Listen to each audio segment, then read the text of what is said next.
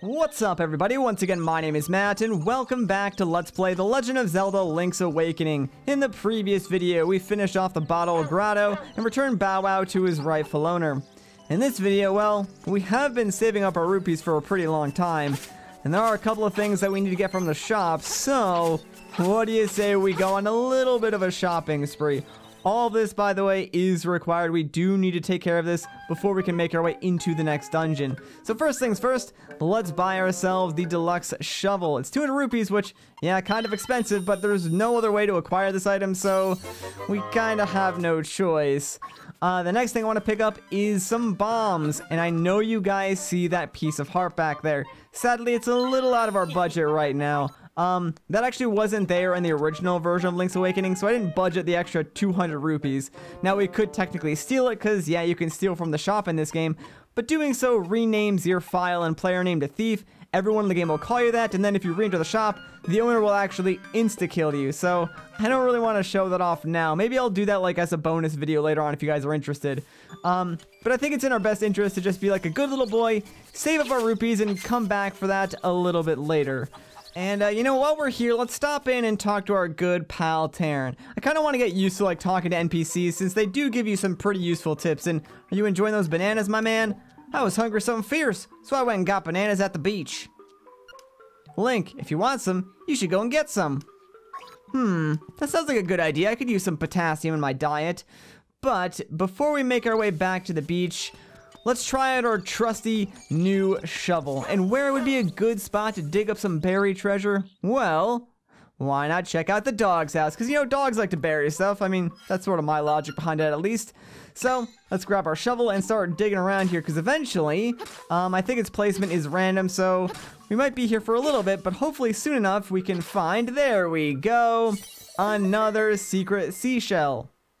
So now that we've gotten that, let's make our way towards the beach. We're not going to get some bananas right away, but we do need to pick some up, so gotta make sure I don't forget that. But first things first, I actually want to go back into the Tail Cave. Now, you might be saying to yourself, Matt, why are you going back into the level 1 dungeon? You don't really do that in Zelda. That's a little strange. Have you lost your mind?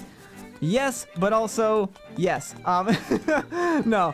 If you guys remember back when we first went through here, there was like a cracked wall, and at the time, we really couldn't do anything about it. However, now that we have bombs, yes, we can blow through that cracked wall and see what's waiting for us on the other side. Ooh, I'm so excited.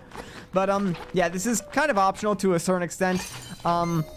The remake actually added more of this collectible to the game, so I'm not really sure how relevant this is. You could probably skip this one. It was more important in the original is what I'm saying, but we might as well get used to going back into dungeons now, since it is something you will do a handful of times during this game. But as you might have guessed, yep, here is another seashell for us to collect. Oh, and by the way, yeah, I do actually know the official number for both pieces of hearts and seashells in the game now, at least in this remake. There are 50 seashells and 32 pieces of heart, which is a huge step up from the original. Like, the original game only had 12 pieces of heart. Yeah, not a lot at all. And 26 seashells, and out of those 26, only 20 of them were actually required. So as you can see, there's a lot more to track down in this game, but don't you worry, we're gonna find every single one. Well, okay, we might not find every single seashell, because if there's still like some that are optional, I'm probably not gonna pick them up, just because why should I waste my time? But everything that's required we will be getting, don't you worry. Anyways, let's talk to this cool crocodile guy. What's that you have? It's canned food? For heaven's sake, man, give that to me, please. I'm gonna lose if I can't get that can. All right, relax, man, you can have it. Oh, thank you, I'll take that. Well, at least we found someone who wanted our dog food. It's just odd that it's a crocodile. I'm not really gonna question it, though. At least he enjoyed it, it seems. Munch, munch. That was great. I know it's not a fair trade, but here's some bananas, yum. You know what? I will take bananas for dog food. I think that's actually a much better item for us. At least we can eat it. I mean, I guess Link could technically eat dog food if he wanted to. I just don't think he would enjoy that too much. But, hey, we got a better item, so I'll take it. It's kind of like that weird game. I forget, like, what it's called. I think it's like a thought experiment, if anything. But it's, you know, if you start out with a paperclip, you're supposed to, like, trade up and get eventually something crazy. I think it was like a house or something. The rules might change depending on who you talk to, but yeah, that always reminds me of this quest in Link's Awakening just because it's so absurd, like the items that you get while trading through. Anyways, with that, our preparations are complete, so finally we can set our sights on making our way towards the next dungeon. I am going to try and collect a couple of rupees along the way just because, well, we're a little low on funds now, and you know, some extra money is always nice. And hey, wait a minute. Was this cave here on the original Game Boy version? I actually don't know. I don't think it was. Or maybe if it was only bombable.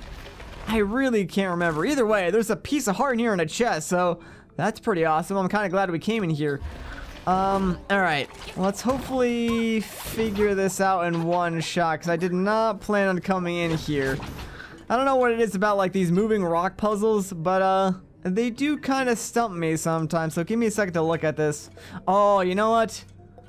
I think I actually screwed myself out of getting that chest, but we might still be able to get that heart piece. So real quick, let's move that just so we can get out of here, and then I think if I push this there and down, yeah, we can get the piece of heart still. Alright, so at least we got ourselves a consolation prize.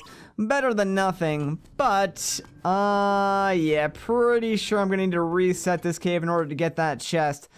You might actually not be able to get both of those at the same time. At least, I don't think you can, because I'm not really sure how you can move those rocks in a way, that would allow you to do that.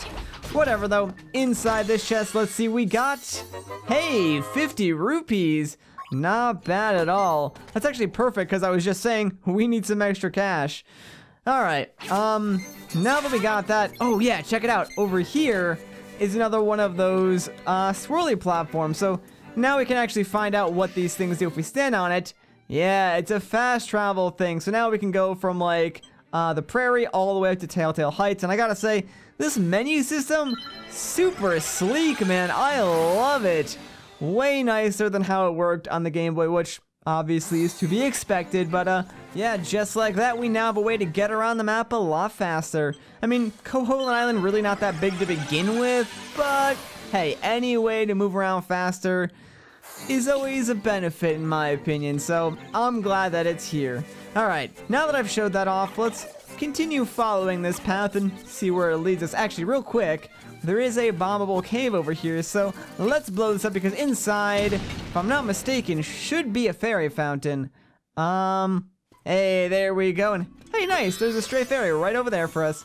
We could technically talk to like the bigger fairy, but I think all she does is heal us as well, unless they've given her a new function in this game, in which case maybe I should have talked to her. Whatever. We'll save that for a later time. Now you'll notice that this giant like moblin skull has a crack in it, so if we drop a bomb here, we can just blow that bad boy right up. This is technically the long way around, but I'm going this route for a very specific reason, because there's a few things I sort of want to pick up along the way to our next destination.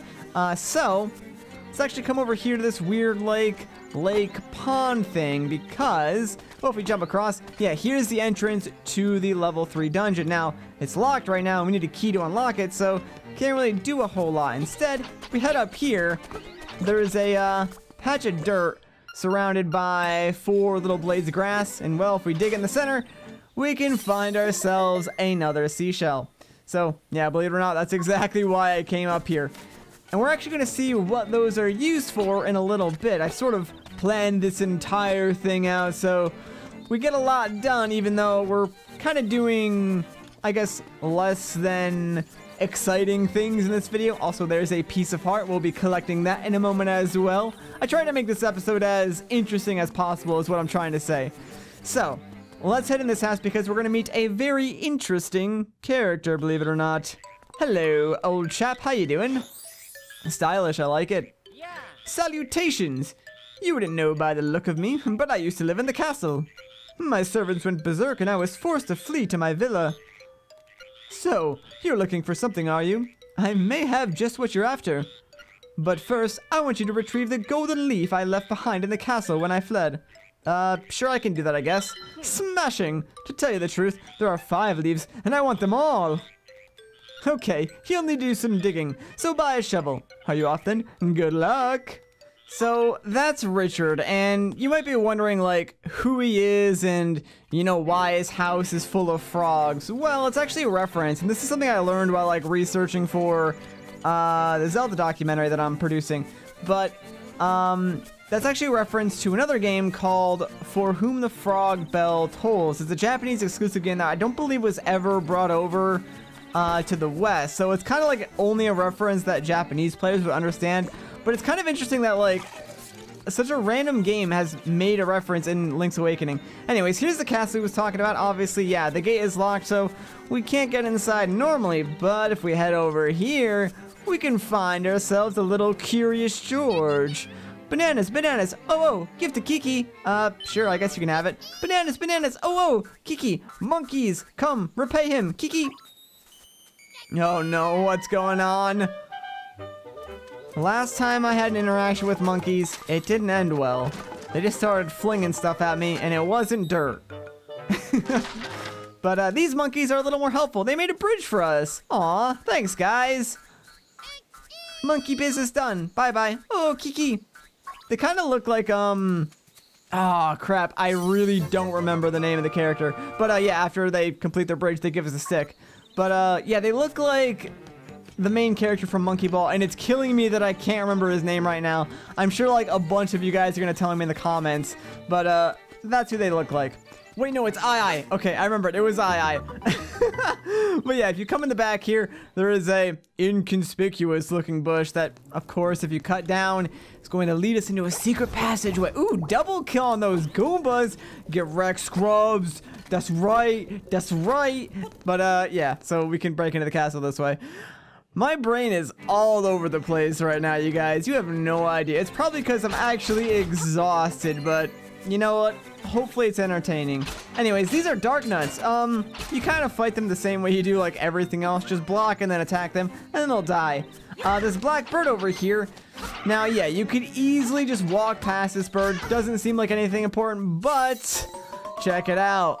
It has one of those golden leaves that we're tracking down, so make sure you don't skip one. And chances are if you miss one, that bird probably has it, because the other ones are basically really easy to find. They're almost given to you.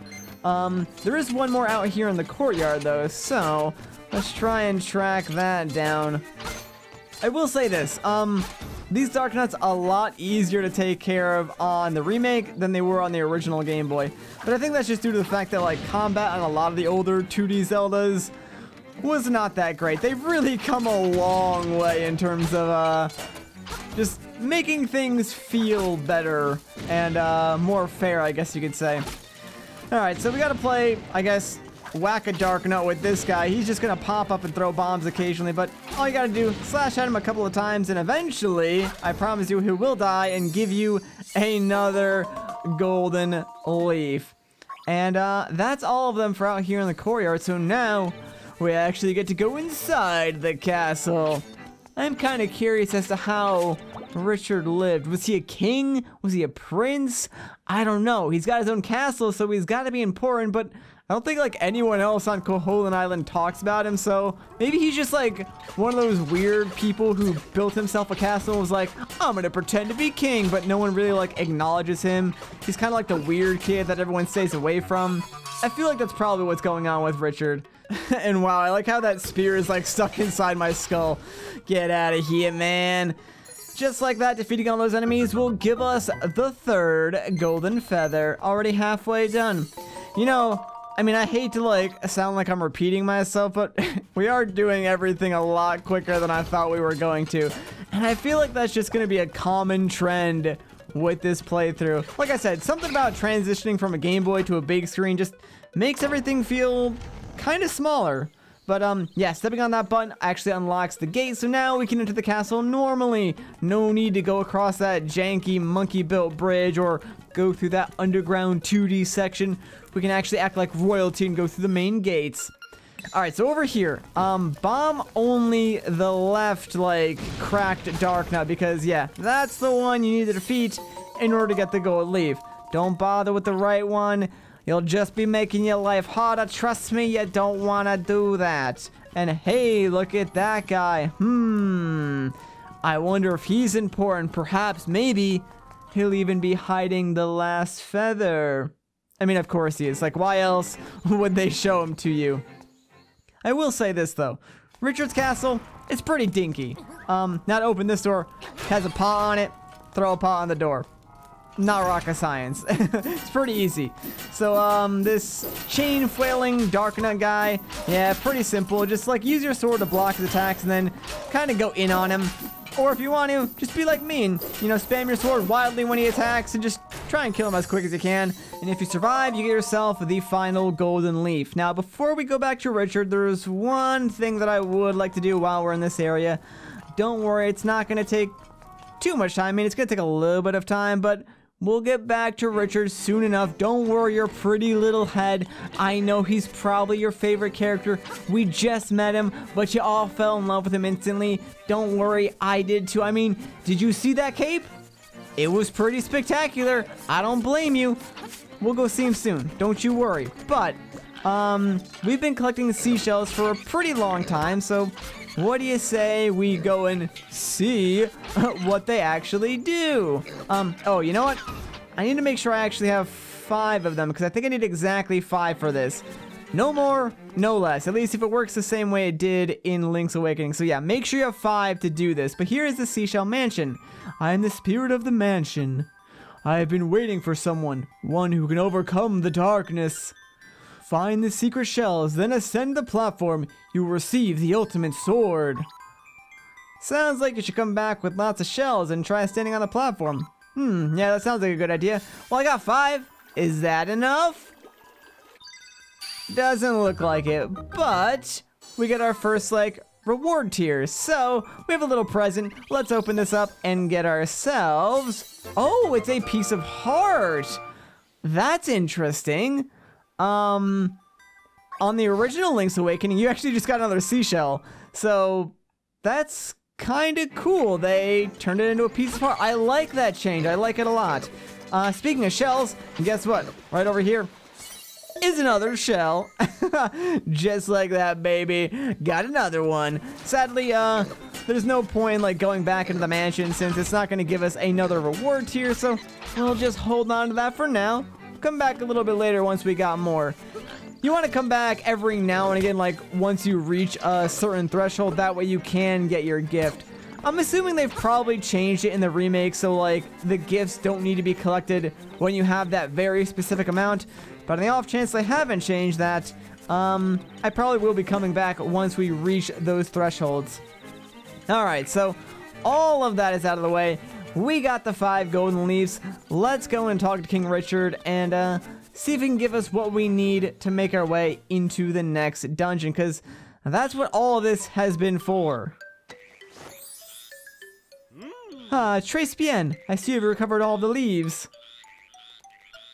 Now, move this statue and you will find your reward. Is that so? Alright. It's a secret passage. You were hiding this the whole time. You were holding out on me, King Richard. I thought you were lame. Turns out you had a cool underground bunker this whole time. It's freaking awesome, man. And hey, looks like King Richard wanted to give us the key, but on top of that, he's also gonna give us a seashell. I'll take it. I'm not gonna tell him that we're gonna take it. I'm sure he doesn't mind. You know, he seems like a cool guy, right? He's got a cape, so of course he's cool. He won't miss that shell at all, trust me. I mean, if I can just be real with you guys, I'm just trying to get these shells so I can get that ultimate sword the house told us about, so that's really all I'm doing this for. But, here we are in Pothole Field. Now, as the name suggests, and, well, you could probably already realize what's going on. There's potholes everywhere. You gotta use your sword to cut down all the bushes and the grass to reveal the safe pathway. Pretty simple stuff. Probably didn't need me to explain that, but I did anyways because I'm such a nice guy. You can use Rock's Feather to get around. However, if you land in an area where there is no solid ground, you will just fall straight down. So be a little bit careful. Now this piece of heart over here, I'm going to go out on a limb and say they intended you to get this by using an item that you get later on. However, due to the way this game works and sort of how it like sort of pushes you down ledges, you can actually reach this by, jumping in just the right spot and sort of running in place, because if you do it right, you'll actually be able to outrun, I guess, the game pulling you into the hole and get the piece of heart. So I think you can get this one early. I don't believe that's how they actually intended you to get that, but it works, so I'm gonna take advantage of it. Why not? Now that we got that though, we're pretty much done with this maze, and well, there's an owl statue here, so let's talk to it. In soil sleep secrets beneath your souls. A little riddle I see. Well, I think I know how to solve that. So yeah, pull out your shovel, dig it up, and bam, check it out. We get ourselves the slime key. That's exactly what we need to open up the gates that are blocking the way to the next dungeon. And thankfully, this takes us right there. It's very, very convenient. So let's just open this sucker up. And well, now we can finally make our way inside. Like I said, guys, all of that was required. I mean, I guess going to the Seashell house wasn't actually required, but it made for good entertainment, right? You guys enjoyed that part. It was probably your favorite part of the episode, if I had to guess. Now, the only problem is, we have to actually walk all the way around to the entrance. I'm really not sure why they couldn't just, like, make one of those stone pillars fall beneath the surface. Would have made our lives so much easier, but nope. Now we gotta go all the way around. And hey, Taryn, what's up, dude? Don't get stung by those bees over there. He's probably gonna get stung by those bees, isn't he? I would talk to him, but I just feel like something bad's gonna happen, so we'll leave him be for now. I'm sure he won't go anywhere. All right.